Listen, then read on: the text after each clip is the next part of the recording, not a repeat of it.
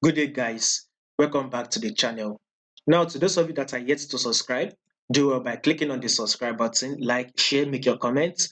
Also, follow us on Telegram. You will find the link to our Telegram channel in the comment section. So, when you take a look at this AUD USD, like we said, we are expecting it to come to a level of 0.68. Currently, right now, AUD USD is trading at 0.67. So, we still have, if I'm not wrong, we still have about 100 pips for it to actually get to our desired level where we want it to actually get to. So when you take a look at this, you clearly can see that this is literally trending up. This is an uptrend move.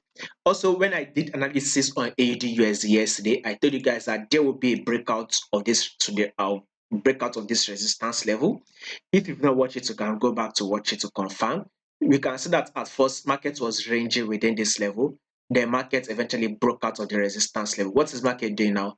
Market is giving us a pullback to test this resistance level. Once it tests this resistance level, then we should expect another movement to the upside. A new high should be formed. So market should come back, test this resistance level, then another movement to the upside is what we should be watching out for on AUD USD.